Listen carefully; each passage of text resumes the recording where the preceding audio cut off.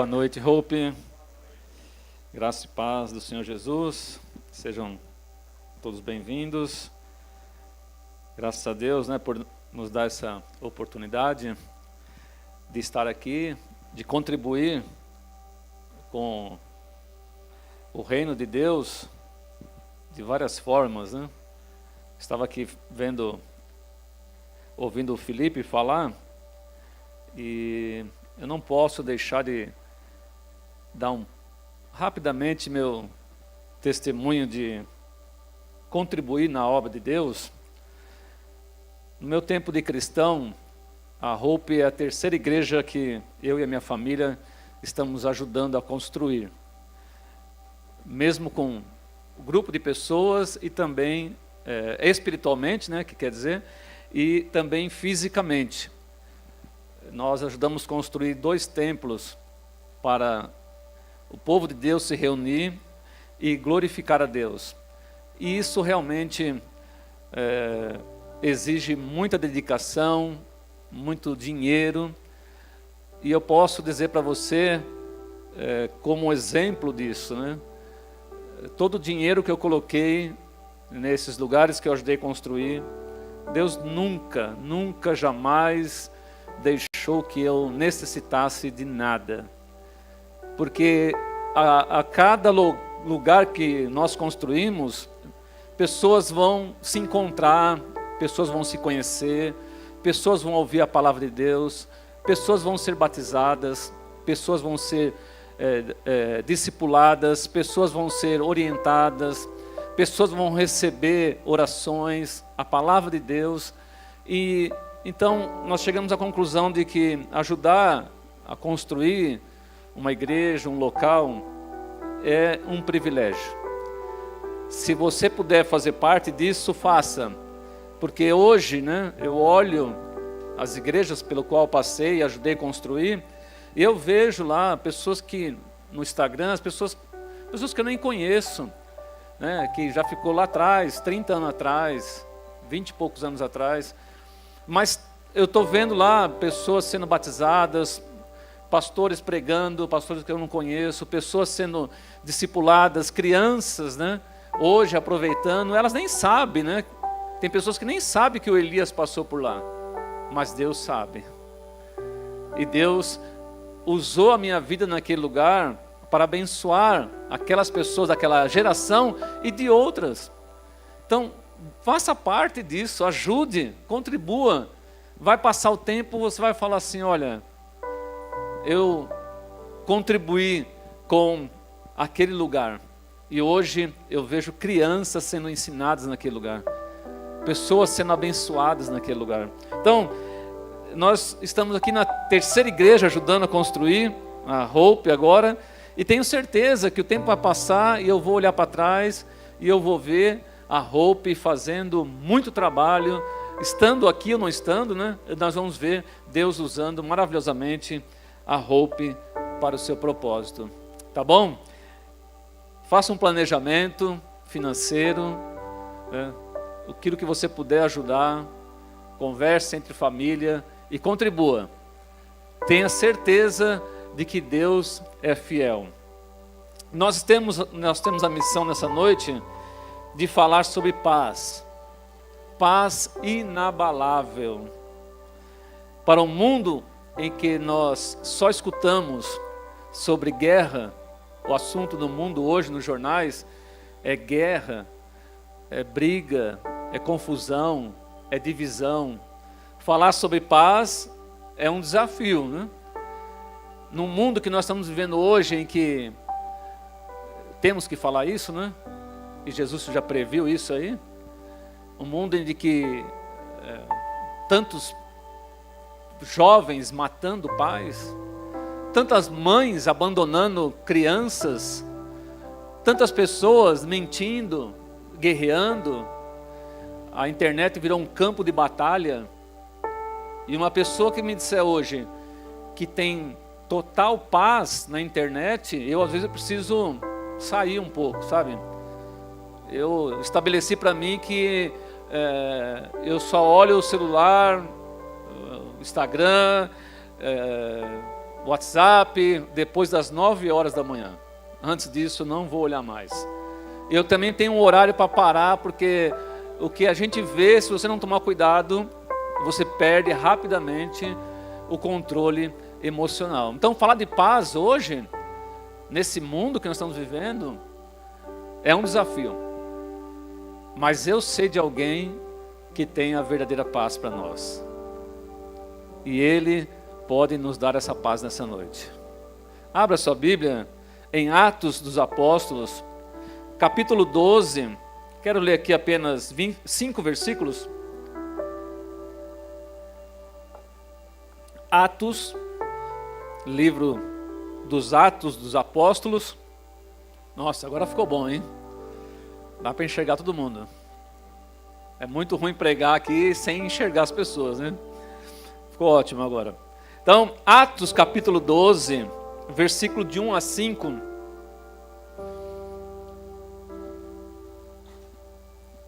Se você abriu a sua Bíblia, nós vamos ler. Por aquele tempo, o rei Herodes mandou prender alguns da igreja para os maltratar. Mandou matar a espada Tiago, irmão de João. Vendo que isto agradava aos judeus, prosseguiu, mandando prender também Pedro. E eram os dias dos pães sem fermento, ou pães asmos. Depois de prendê-lo, lançou-o na prisão. Entregou-o a 4 escoltas de 4 soldados cada uma, para o guardarem. A intenção de Herodes era apresentá-lo ao povo depois da Páscoa. E assim Pedro era mantido na prisão, mas havia oração incessante a Deus por parte da igreja a favor dele. Obrigado, Senhor, mais uma vez, por estarmos reunidos com vida, com saúde, com esta maravilhosa oportunidade de celebrar a ceia do Senhor, de poder cantar, adorar ao Teu nome, por tudo que o Senhor é, por tudo que o Senhor fez e tem feito por nós. Obrigado pelas vidas que aqui estão nessa noite, porque são preciosas aos Teus olhos, Pai. Abençoa-nos por meio da Tua palavra, em nome de Jesus. Queridos, ser cristão, no primeiro, no segundo, no terceiro e no 4º século, era uma missão de morte. Não era só a pessoa ouvir, né, e lembrar do que Jesus disse. Aquele que quer vir após mim, negue-se a si mesmo, tome a sua cruz e siga-me. As pessoas faziam isso, só que não fica só na letra isso aqui, não fica só na voz de Jesus, isso é literalmente. Ser um cristão é carregar uma cruz todos os dias. E naquela época era muito, mas muito mais difícil do que hoje. Os 4 primeiros séculos do cristianismo, morreu milhares de cristãos. Não foram poupados. Eles sofreram terrivelmente. Alguns historiadores tentam esconder esse lado e falar que não foi tão grande assim.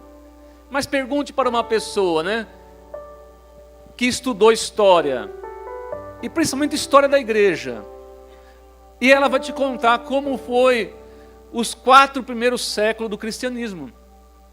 Foi muito difícil. Hoje é difícil ser cristão. Em alguns países do mundo, ser cristão é uma sentença de morte. É literalmente você pedir para morrer. Entre na Coreia do Norte hoje e fala assim: eu vou pregar o evangelho. Você nunca mais sai de lá. Você só vai sair de lá. Eu vi que um pastor canadense saiu de lá, da Coreia do Norte, depois de 10 anos de estar preso. E por um acordo político. Porque senão ele não ia sair de lá. porque ele foi, né?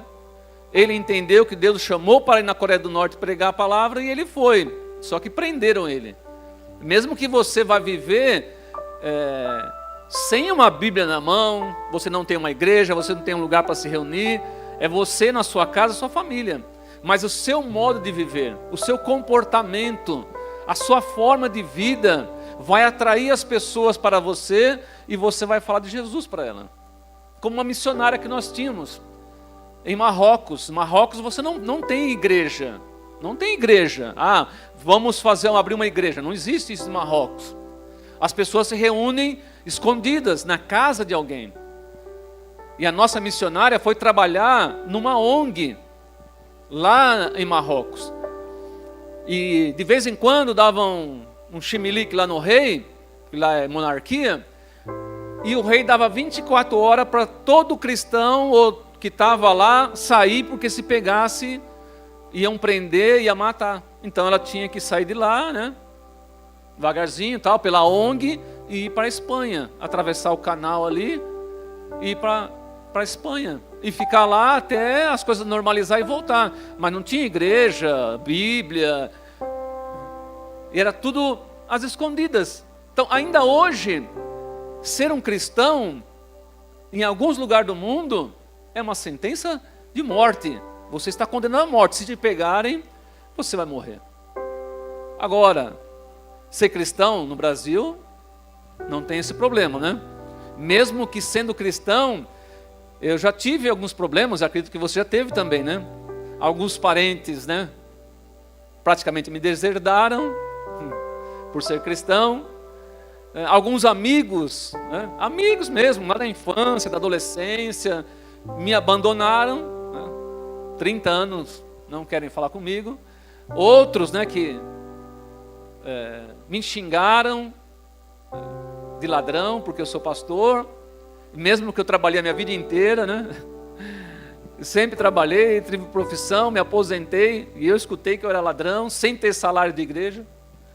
Então, ser cristão é a tarefa da nossa vida, daqueles que são cristãos, a maior tarefa das nossas vidas, né? E você vê aqui no texto que nós lemos, né? Pedro está preso. Herodes, Agripa, mandou, não, esse aqui não é o Agripa 2, esse Herodes aqui, porque tinha o Herodes, né? Teve vários Herodes, né? Esse homem, por política e por ver que as pessoas odiavam os cristãos, porque os cristãos eram odiados, então ele matou Tiago.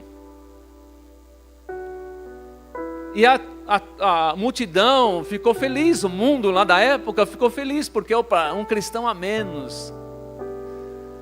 Esse povo do caminho, como eram conhecidos, né? Um a menos. Era assim. Aí então ele viu que todo mundo gostou disso, e ele, para agradar as pessoas, né? Bem político, ele foi e prendeu Pedro, numa época de Páscoa. Olha, não foi Jesus morto na época de Páscoa? Então ele pensou, vou guardar Pedro durante esse tempo aqui, e depois da semana de Páscoa, eu vou matá-lo. E Pedro mostra aqui para a gente, e se você ler o resto do texto, do contexto, você vai ver que Pedro está em paz. E não é fácil você estar em paz quando você está jurado de morte. É fácil estar em paz quando você olha para o seu celular, a sua rede social, e todo mundo te admira. Quando o seu casamento está tudo maravilha. Quando não há nenhum problema de saúde. Quando você não está sendo ameaçado de nada. Quando você está com a conta no banco boa. Quando os seus filhos só te dão alegria. É muito fácil estar em paz quando tudo isso está acontecendo da maneira que você planejou, da maneira que você quer. Agora, você acha que Pedro planejou ou queria estar preso e ser morto? E como ele saberia que ele não seria morto? Para Pedro, ele realmente estava condenado à morte. Ora, se mataram o companheiro dele, Tiago,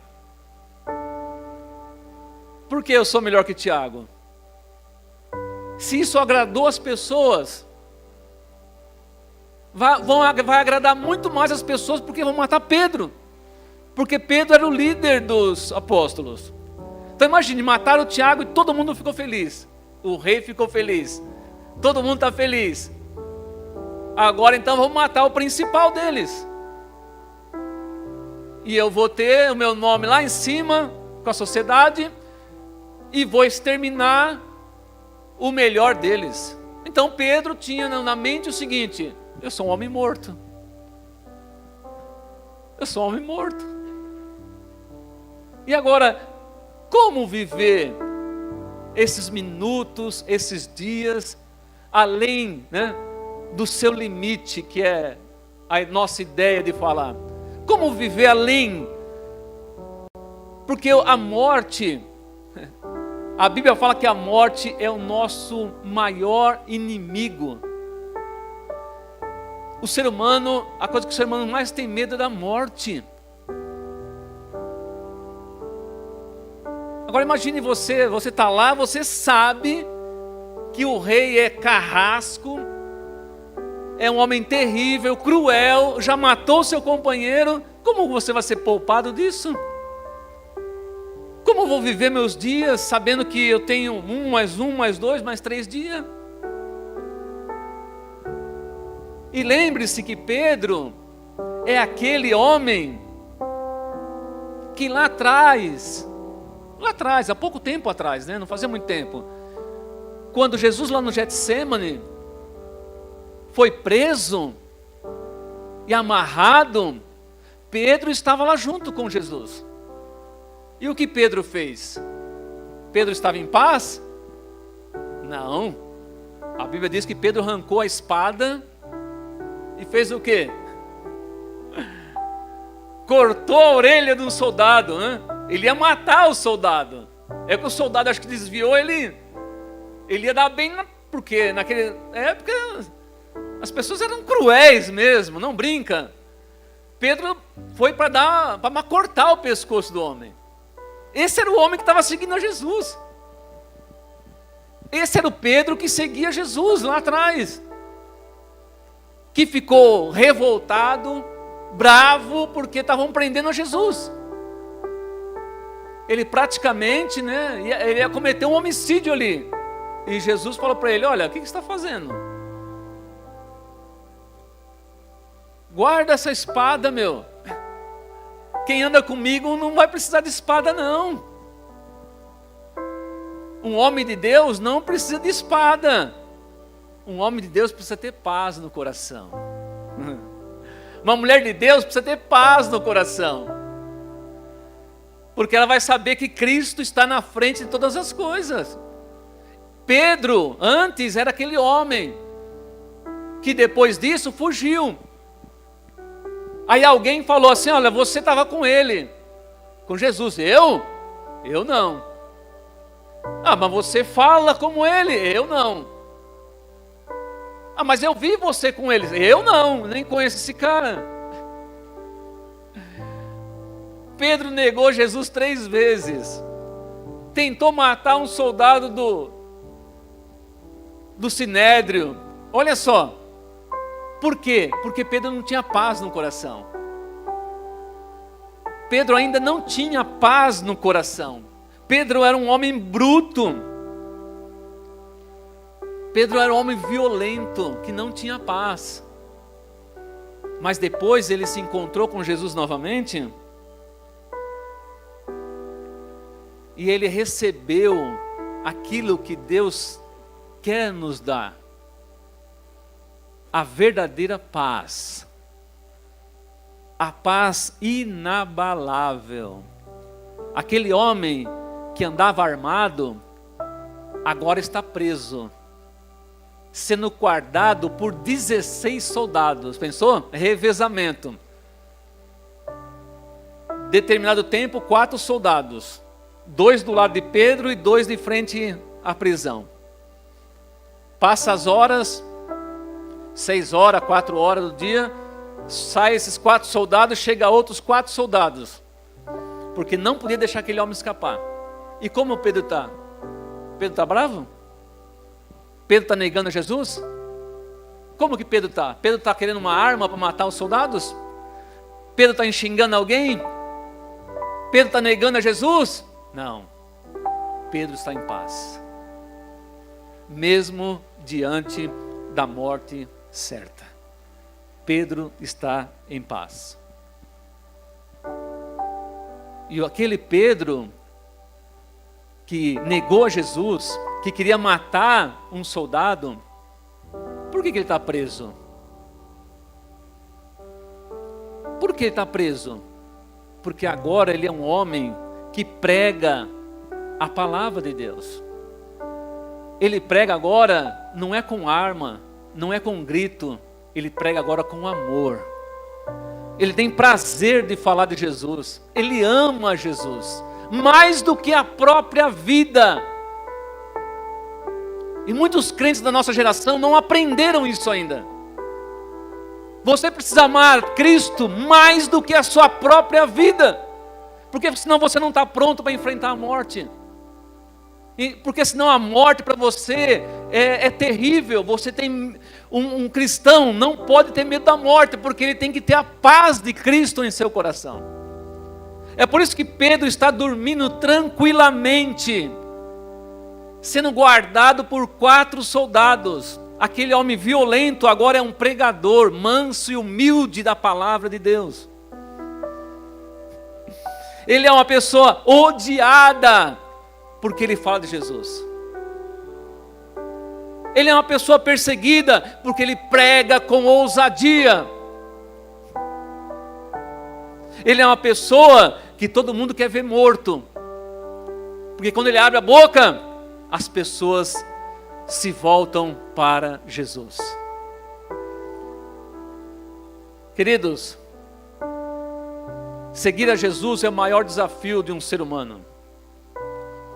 C.S. Lewis, ele disse que se alguém quer encontrar conforto na religião, se alguém quer encontrar vida boa, sossegada na religião, ele falou assim: eu não te indico o cristianismo.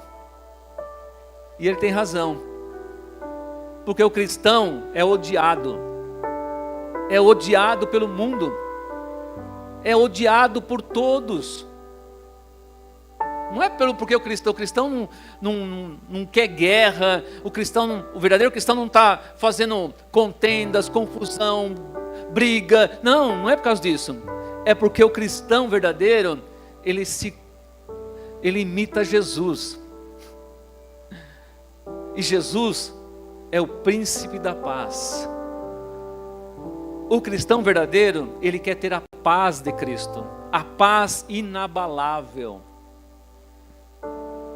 Quando Paulo estava na prisão, pouco antes da sua morte, em Roma, por Nero, ele escreveu a sua última carta para Timóteo, e ele falou assim: olha, eu estou sozinho.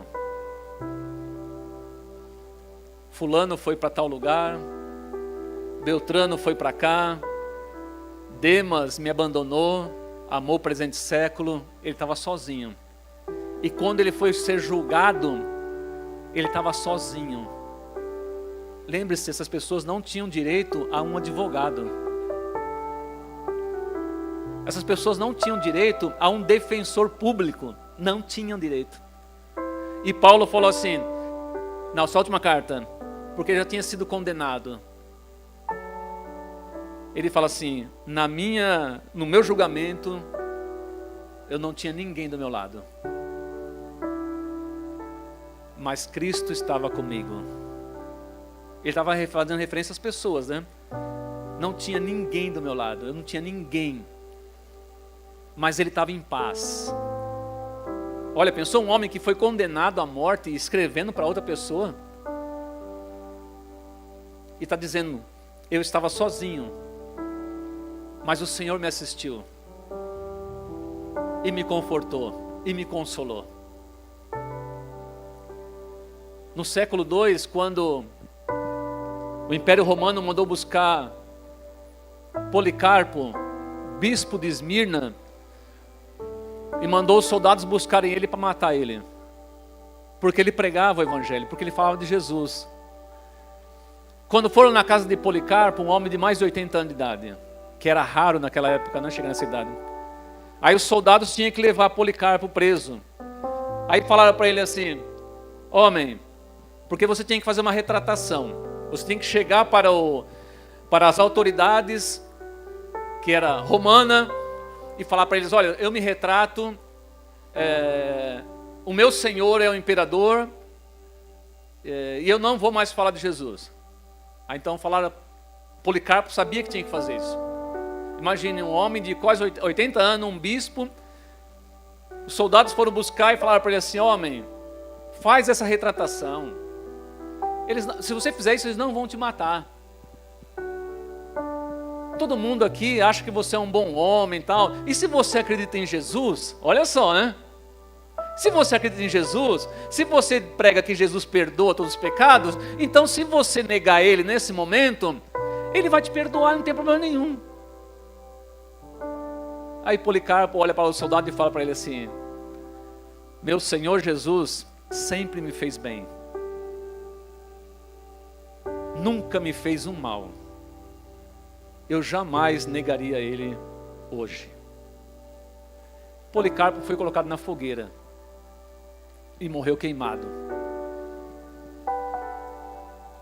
E pelo relato histórico, não morreu xingando ninguém, não morreu ameaçando ninguém, não morreu soltando, destilando veneno em ninguém. Morreu na fogueira orando a Jesus, porque estava em paz. É assim que Deus quer que nós vivamos. É assim que Jesus propõe a vida para aqueles que o seguem. Paz inabalável. É isso. Como Pedro, e essas pessoas conseguiram enfrentar isso. Há 3 maneiras, queridos, para nós ir para o nosso encerramento. Então, como Pedro se manteve em paz? Como Paulo se manteve em paz? Como Estevão, que estava sendo apedrejado, Atos capítulo 7, o primeiro mártir da igreja, estava sendo apedrejado. No momento que estava sendo apedrejado, sabe o que ele falou? Senhor, não impute a eles esse pecado. Irmãos, isso é demais, não? Eu não sei se eu teria capacidade disso. Senhor, não impute a eles este pecado. As pessoas que estão me matando, apedrejado, esse pecado de me matarem, eu os perdoo. Os julgue por esse pecado. E o relato bíblico é que quando olharam para essas pessoas que estavam matando Estevão, quando olharam para ele, viram o rosto como o rosto de um anjo. Você acha que Estevão estava em paz? Ele estava em paz, querido. A paz que Jesus quer que você tenha. E às vezes a gente não consegue lidar. Eu estou falando de mim, hein? Às vezes eu estou com dificuldade de lidar com o trânsito. Imagine se alguém colocasse uma espada no meu pescoço. Eu fico pensando, meu Deus, qual ia ser a minha reação? Se alguém colocar uma arma na minha cara e dizer assim, ó, se você falar de Jesus, você morre. Como era naquele tempo. Como Pedro se manteve em paz naquele momento.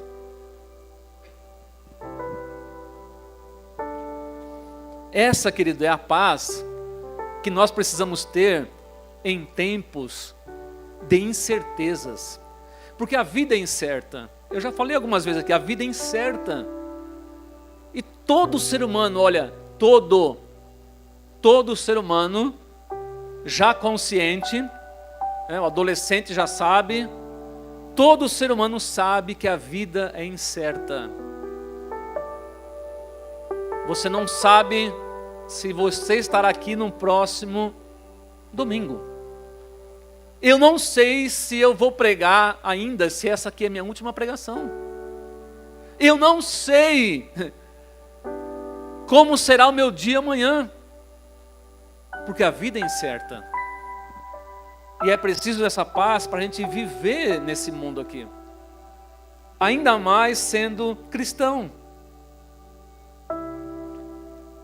A paz em tempo de incertezas. E esse tempo de incertezas, a Bíblia tem um nome para esse tempo aí, sabia? No grego é peirasmos. Guardou aí ou não? Aí você pode falar para alguém, olha, cuidado que eu estou vivendo um tempo de peirasmos. Mas eu estou me controlando aqui. Eu estou pedindo graça para o Senhor. Eu estou me esforçando aqui para não perder essa paz. Esse é um tempo, queridos, de incerteza, tempo de provação. Como lidar com isso naqueles dias, naqueles momentos, naquelas horas?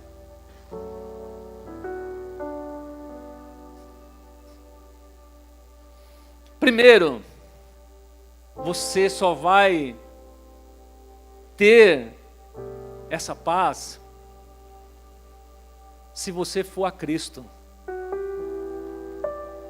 A paz que Cristo nos dá. Você lembra que antes desse momento, Pedro não tinha essa paz? Ele não tinha paz no coração. Pedro era o homem que andava armado, né? Armado assim, ó, com uma peixeira na mão, né? Os nordestinos, eu sou filho de nordestino, né, irmão? Sou filho de pernambucano. Meu pai, antes de se converter, tinha várias peixeiras, né? Armas, meu pai tinha armas, peixeira. Depois que ele se converteu, sumiu tudo. Graças a Deus, né? Porque um homem não precisa disso. O homem precisa ter a paz de Cristo. Primeiro, paz, a paz que Cristo nos dá. Pedro tinha a paz de Cristo.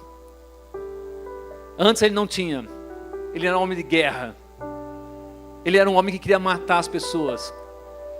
Ele tinha medo da morte, porque ele negou a Jesus 3 vezes. Mas agora, ele tem a paz de Cristo. O povo de Deus é conhecido por várias características. E uma delas é que o povo de Deus tem paz. O cristão tem paz no coração. E olha que eu já vi crentes cristãos passar por cada coisa, por cada situação, que, olha, sinceramente, eu falei, meu Deus, ajuda o meu irmão, a minha irmã passar por isso, dê paz para ele, porque eu não sei se meu irmão vai suportar isso aí. E eu vi pessoas suportando situações muito difíceis. Então, uma das características do povo de Deus é a paz que Cristo nos dá. Segundo, a paz que nós temos, ou que nós devemos ter, é uma paz que o mundo não conhece. Na verdade, o mundo não sabe o que é paz. Na Segunda Guerra Mundial, Hitler, malandro como ele era, né? Ele se adiantou e falou assim, olha, eu vou fazer paz com a França. Aí o primeiro-ministro da França foi lá na Alemanha abraçar aquele cruel, né? E fizeram um acordo de paz, de não agressão. Não durou muitos dias, né? Hitler rasgou. Hitler fez paz com Stalin, a União Soviética, um pacto de não agressão. De repente, rasgou o pacto e invadiu o outro país. E começou a invadir os países. Porque na verdade, queridos, o ser humano não sabe o que é paz. Não sabe. O ser humano sabe o que é um acordo.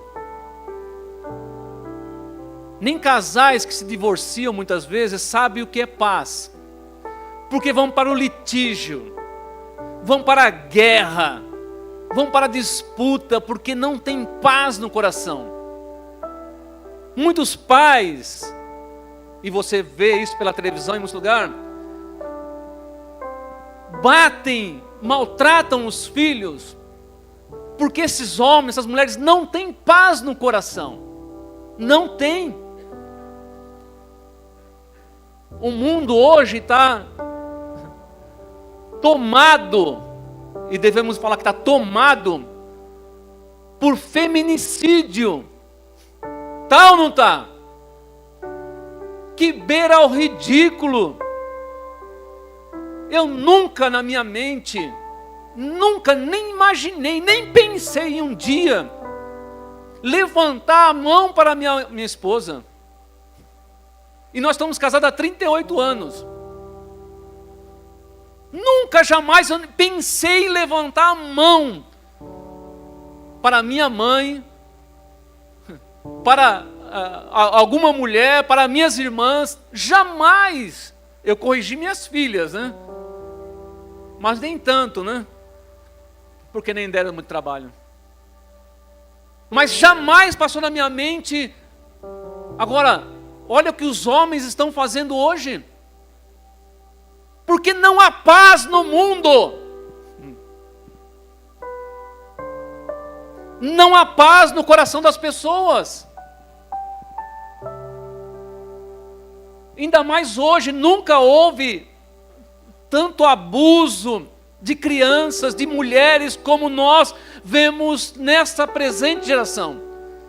As mulheres nunca sofreram tanto assassinato, espancamento, como nessa geração. E olha que nas outras gerações, as mulheres era praticamente para procriar.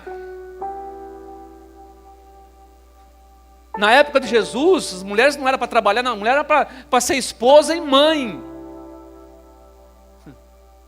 Hoje, nunca se viu um mundo tão abalado como nós estamos vendo hoje. Porque a paz que Jesus nos dá, o mundo não conhece. O tipo de paz que o mundo pensa ou deseja é político, é por meio de advogados, é por meio de um juiz. Ao contrário disso, não há paz nos corações das pessoas. Precisa ir lá e bloquear o Instagram do bendito, para não falar outra coisa. Precisa ir lá e cortar a pessoa, precisa ir lá e prender a pessoa, e muitas vezes essa pessoa deveria dar o exemplo. A paz que o mundo conhece é uma paz superficial, é uma paz frágil, que dura alguns momentos, né? Às vezes eu vejo lá as reportagens por aí, porque eu gosto de ler o jornal também todo dia, né? Aí você vê a que nível que está algumas pessoas. E às vezes quando eu vejo que é cristão, eu até falo assim, ai meu Deus do céu, essa pessoa não podia fazer isso. A paz que o mundo não conhece.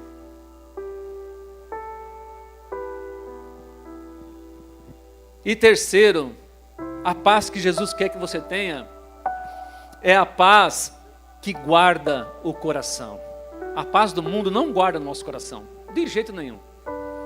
De jeito nenhum. Mas a paz que Cristo nos dá, ela guarda o nosso coração. Para nós não tomarmos atitudes violentas. Para nós não acusarmos ninguém. Irmãos, o cristão, uma época do mundo, o cristão era minoria. Presta atenção. Uma época do mundo, eu acabei de falar para vocês, século 1, 2, 3 e 4. O cristão era minoria no mundo. E o cristão sofria muito, porque falava de Jesus. E hoje nós dizemos que o cristão sofria muito e que era muita injustiça. E muitas vezes, hoje o cristão, 1/3 da população do mundo se diz cristã. Então, em religião, nós somos a maioria hoje, praticamente. Então, nós temos que tomar cuidado, porque nós devemos dar o exemplo. Porque um dia nós fomos minoria e sofremos. Então, hoje o crente tem que ser exemplo, o cristão tem que ser exemplo de amor, de paciência, de paz, de amizade, nos relacionamentos, no casamento. Tem que até dar um grito, né? No casamento, misericórdia. No trabalho, na honestidade, na fidelidade à esposa, ao marido, no amor ao filho, à filha. Na política, o cristão tem que estar na política, sim. Mas ele tem que ser luz lá, ele tem que dar o exemplo. Ele tem que entrar lá na Câmara dos Deputados, no Senado, na Câmara dos Deputados de São Paulo, na Câmara dos Vereadores. Ele tem que entrar lá com o coração cheio de paz.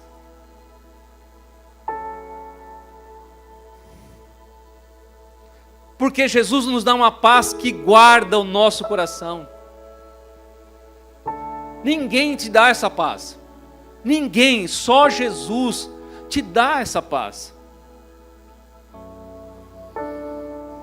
Eu gosto muito, para nós encerrar aqui, eu gosto muito do que o salmista diz. Queridos, olha, faça um exercício. Quando você vê que você está enfrentando uma situação difícil, que você está no seu limite, que você está enfrentando dificuldades, seja onde for, lembra desse versículo que eu vou ler aqui para encerrar. Ainda que eu ande pelo vale da sombra da morte. Ninguém conseguiu decifrar aonde é esse lugar e como é esse lugar. Ninguém. O salmista diz: ainda que eu ande pelo vale da sombra da morte, não temerei mal algum, porque tu estás comigo. A presença de Jesus não está aqui, ó. Jesus está aqui, ó. Paulo falou: não vivo mais eu, mas Cristo vive em mim. Se Cristo vive em você, você tem que ter a paz de Cristo. E quando chegar esse dia do vale da sombra da morte, um dia terrível, escuro, tenebroso, você vai dizer assim: eu não tenho medo, porque o Senhor está comigo. Aleluia. Não se contente só com a paz desse mundo. Há uma paz que realmente pode te conduzir nesse mundo de maneira muito diferente. Jesus disse: eu deixo ou eu dou a vocês a minha paz. Não a paz que o mundo dá. A minha paz eu vos dou. Jesus dá a paz. Você está lutando com alguma situação? Você está no seu limite? Você está sofrendo com alguma questão?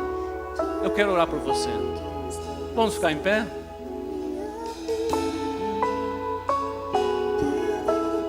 Eu quero orar por você, para que essa paz poderosa, essa paz que torna os homens, torna as mulheres inabaláveis, a paz que torna jovens inabaláveis, firmes. Esta é a paz de Cristo. Esta é a paz que o mundo não conhece. Esta é a paz que guarda os nossos corações. E eu quero orar para que você tenha essa paz nessa noite, para que todas as decisões que você for tomar nesse dia, amanhã, por essa semana, você tome em paz. Ó Senhor, não há outro lugar em que podemos encontrar a verdadeira paz para caminhar nessa terra. A paz que o mundo oferece não é suficiente, mas a paz que o Senhor nos dá é uma paz que nos torna inabaláveis nesse mundo. É uma paz que nos encoraja, que nos fortalece, que nos faz enxergar além desta vida. Senhor, se houver alguém aqui nessa noite sofrendo, com medo da morte, com medo, Senhor, em desespero, cansado, sobrecarregado, se houver alguém aqui que não sabe que decisão tomar, Senhor, eu oro para que a Tua paz invada este coração e transforme a vida desse homem, dessa mulher, em nome de Jesus, Pai. E nós veremos e nós saberemos que o Senhor fez grandes coisas na vida delas, para a glória, para o louvor, para a adoração do Teu santo nome, em nome de Jesus. Deus abençoe a todos, queridos. Um prazer estar com todos vocês nessa noite.